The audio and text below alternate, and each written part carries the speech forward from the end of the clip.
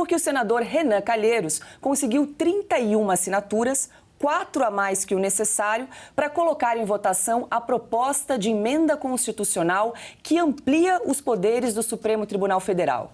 A medida permite, por exemplo, que a Corte julgue, abre aspas, infrações contra o Estado Democrático de Direito, fecha aspas. Além da PEC, que aumenta poderes do STF, o senador também apresentou mais 5 projetos de lei. Calheiros chamou o conjunto de propostas de pacote de defesa da democracia. Ana, a gente já comentou bastante esse assunto do caso Renan ontem, mas parece que a gente vai ter que bater forte nisso, porque a coisa está ganhando corpo em Brasília, né? Só para a gente relembrar, entre outros pontos, esse pacotão propõe proibir indicação de militares, seja da ativa ou da reserva, para chefiar o Ministério da Defesa e também prevê prisão de até 4 anos para quem bloquear estradas. Paula, nós seremos um disco arranhado, né? Faremos o nosso papel e seremos um disco arranhado sem filtro. Aqui não tem filtro, aqui não tem tic-tac, não tem meias palavras, aqui nós vamos expor exatamente como as coisas são. E seremos um disco arranhado chato, né? Lula subindo a rampa ou não. O que é muito perigoso nesse contexto todo e que eles fazem de propósito é que eles jogam ali ações contra o Estado de Direito, ações antidemocráticas. Mas o que são ações antidemocráticas? O que define uma ação contra o Estado de Direito, ou como eles dizem, o Estado democrático de direito, né? Uma redundância. Mas nós sabemos muito bem o que define. É tudo aquilo que eles não gostam. Não é o que está na Constituição, não é o que é proibido pela nossa Constituição ou restrito dentro das nossas leis. É o que eles decidem. E nós entendemos muito bem, e por isso o povo está nas ruas há 32 dias.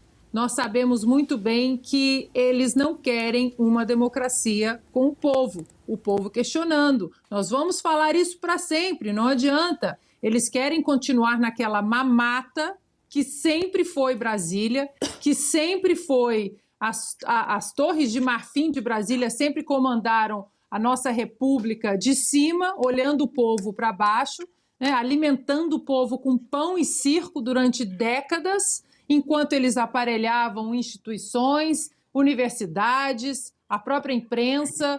E aí veio, né, muita gente falando que agora está acontecendo a primavera brasileira. Acho que a primavera brasileira aconteceu em 2008, com uma eleição para eles esdrúxula de um candidato que não fazia parte do sistema, que conseguiu se eleger com pouquíssimo dinheiro, apenas conversando com as pessoas de maneira orgânica através das redes sociais, inovou as campanhas presidenciais e isso irritou muito, irritou demais o sistema. E desde 1º de janeiro de 2019, a verdade é que todo esse establishment, o sistema, né, o judiciário aparelhado, os políticos de oposição, a imprensa que se tornou nada mais do que um veículo de assessoria de imprensa dos partidos políticos, eles se revoltaram e há 4 anos o brasileiro tem assistido desmandos imorais e inconstitucionais. E claro que tudo que o brasileiro faz, mesmo dentro da Constituição, se eles não gostam,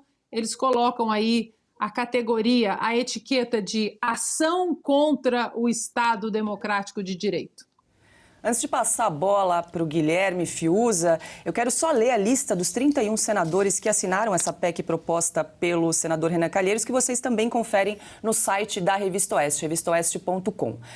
Confúcio Moura, Eduardo Braga, Fernando Bezerra Coelho, Marcelo Castro, Nilda Gondim, Renan Calheiros, Simone Tebet, Veneziano Vital do Rego, Cátia Abreu, Alessandro Vieira, Álvaro Dias, Jorge Cajuru, José Serra, Mara Gabrilli, Tasso Gereissati, Omar Aziz, Otto Alencar, Sérgio Petecão, Fabiano Contarato, Humberto Costa, Jean Paul Prats, Paulo Paim, Paulo Rocha, Randolfo Rodrigues, Rogério Carvalho, Teumário Mota, Zenaide Maia, Elisiane Gama, Assir Guscak, Júlio Ventura e Weverton.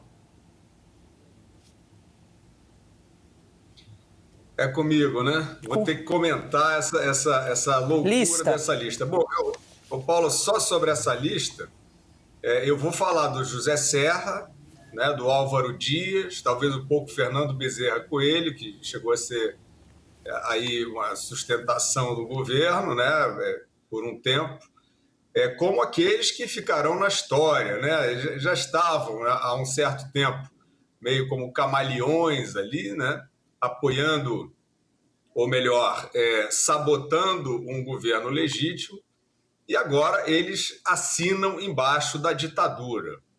E essas medidas são medidas ditatoriais, essas medidas são medidas de supressão de direitos fundamentais, na base da conversa, né? Substituir o direito por uma retórica, por uma coisa vaga que pode ser tudo que der na cabeça do juiz que julgar.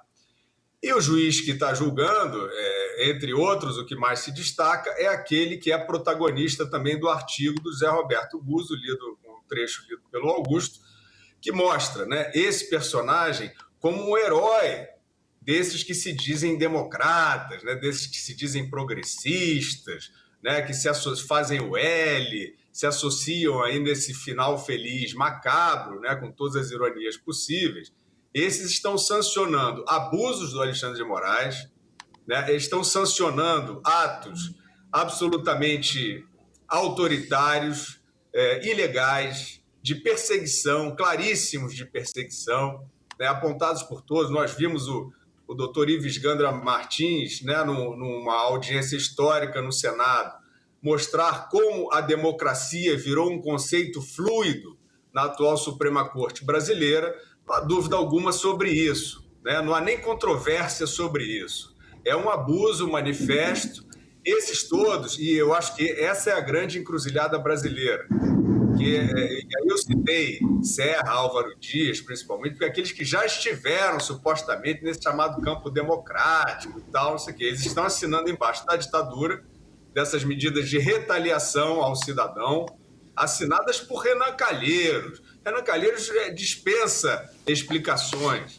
Já foi cacifado aí pelo tal do consórcio durante aquela famigerada CPI. Isso já cheirava muito mal. E hoje, é claro, essa elite brasileira decadente, ela flerta com um cinismo dissimulado, né? Ela quer ser cínica sem que ninguém note que ela está sendo cínica. Mas está todo mundo vendo, como disse a Ana, a população na rua absolutamente desperta, esclarecida e sem nenhuma vontade de compactuar com isso. E essa gente representa certamente milhões de pessoas, né, que são bastante poderosas se quiserem ser. E aí, Augusto, só reforçando que a lista com os 31 nomes já está no site da Revista Oeste. Bom, eu tinha anotado os nomes mencionados pelo Guilherme e também incluía Mara Gabrilli. Agora, o voto pune. Tanto José Serra quanto Álvaro Dias, como a Mara Gabrilli, acabam de ser aposentados pelo eleitorado brasileiro. Estão de saída do Congresso do Senado e não farão falta nenhuma. O José Serra não conseguiu sequer eleger-se deputado federal. Tá, e se apresentou 2 vezes como adversário do PT e agora está junto aí dos antagonistas aparentes, né, para deixar um legado aí de horrores aí ao Brasil. E, de novo, essa multidão que continua nas ruas vai ter mais um estímulo com isso para continuar lutando.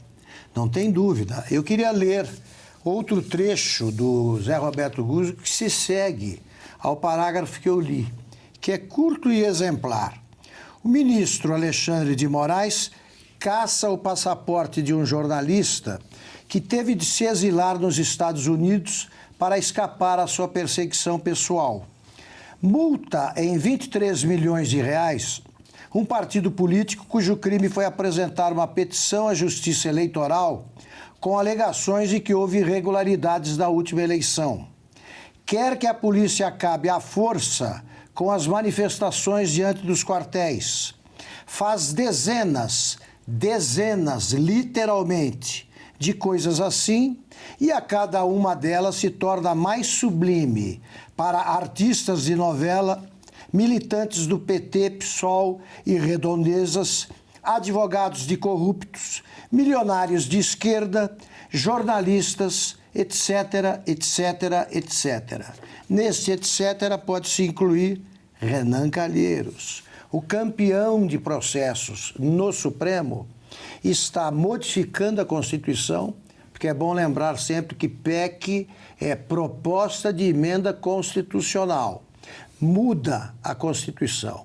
Ele está mudando para legalizar isso tudo feito, isso e um pouco mais, feito pelo Alexandre de Moraes. Então eu lembro sempre que o que me dá esperança é, além de o Brasil ter sobrevivido ao governo da Dilma, é a imbecilidade dos nossos bandidos. Eles deixam marcas digitais por toda parte. O Renan, com essa PEC, está confessando que tudo o que fez o Alexandre de Moraes, e o Guzzo menciona, ele relaciona alguns exemplos, tudo isso foi inconstitucional. Senão ele não precisaria aprovar essa PEC. A PEC está justificando os crimes já cometidos pelo Alexandre de Moraes. Então está provado pela própria ideia do Renan que é ilegal o que ele fez e que precisa ser punido de alguma forma. Uma delas já foi sugerido pelo desembargador aposentado Sebastião Coelho.